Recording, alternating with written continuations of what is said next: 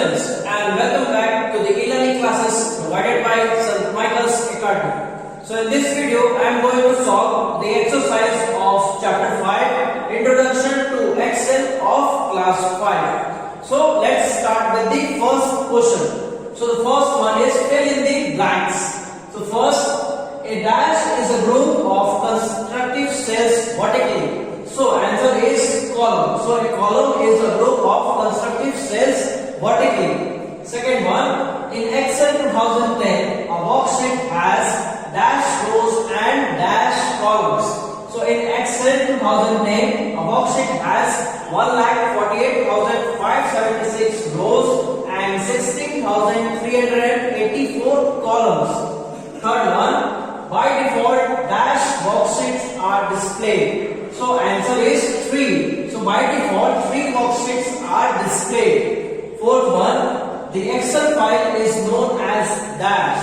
So the Excel file is known as workbook. Now fifth one, a cell is identified by dash followed by dash.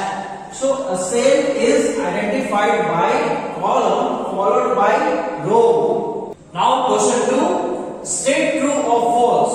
First one, an Excel worksheet contains several workbooks. So this statement is false.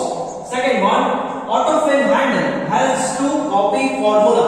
So this statement is true. Third one, a formula must start with a is equal to or plus sign. So this statement is true. Fourth one, rows are groups of consecutive cells vertically. So this statement is false. Fifth one, so in Excel, columns and rows. So columns are numbered and the rows are named. So this statement is false. Sixth one, AutoSum function calculates and displays the result in a next blank cell. So this also is false. Seventh one, by default the text data is right aligned and the number data is left aligned. So this statement is also false. Now question 3, give one word answer. So first one, the working page in Excel with numbers of rows and columns is called spreadsheet. Second one, the Excel file is also known as workbook. Third one, the features that helps to fill cell with a predefined series is called autofill. So autofill feature helps to fill cell with a predefined series. Fourth one, a predefined formula that calculates using specific value in a particular order. So the answer is function.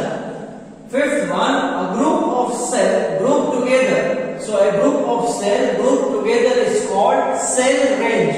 Sixth one, the intersection between the rows and the column. So the intersection between the rows and column is called cell. Seventh one, the Excel file extension. So the Excel file extension is XLSX. Now fourth one, answer the following questions. Question 1, define a cell. So answer to this question is, a cell is the intersection between the rows and column on a spreadsheet. So a row is a group of consecutive cells horizontally. So a group of consecutive cells horizontally is called row and a group of consecutive cells vertically is called column. Now question 2, what is worksheet and how does it differ from workbook? So answer to this question is, so each workbook has one or more pages known as worksheet. And how does it differ from workbook? So the Excel file are called workbook. So the Excel file are called workbook and each workbook has one or more pages known as worksheet. Now question 3, what are the different types of data that can be entered in a cell? So answer to this question is, so the different types of data that can be entered in a cell are, first, a numerical value that you can enter in a cell, a date or time, text or formula. So these 4 types of data you can enter in a cell. Now question 4, what is the functions of autofill handle? So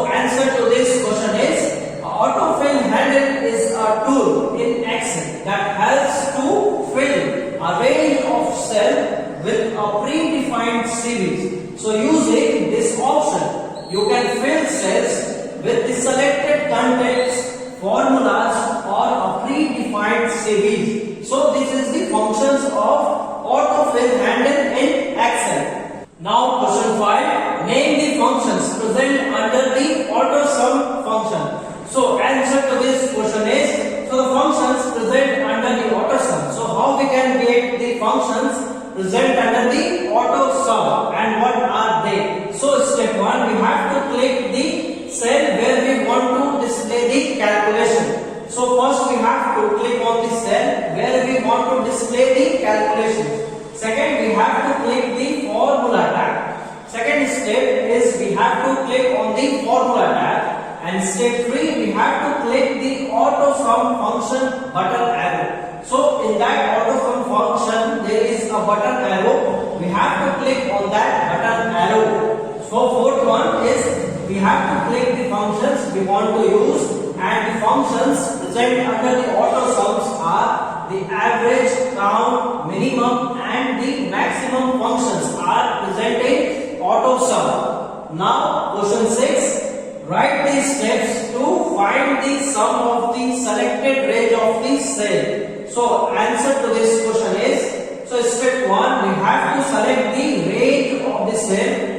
whose value we want to calculate. So first step is we have to select the range of the cell whose value we want to calculate. Now step 2, on the ribbon in the editing group. So on the ribbon in the editing group, we have to click the AutoSum function. So in the editing group on the ribbon, we have to click on the AutoSum function. So when we click on the AutoSum function, the Excel calculates and inserts the sum in the first empty cell below the selected range of the cell. So the selected range of the cell, the Excel inserts the sum and calculates and inserts the sum to the first empty cell below the selected range of the cell. So in this way we have finished the exercise of chapter 5. So revise this chapter and note down the exercise in your copy and stay tuned for the next video. Thank you so much.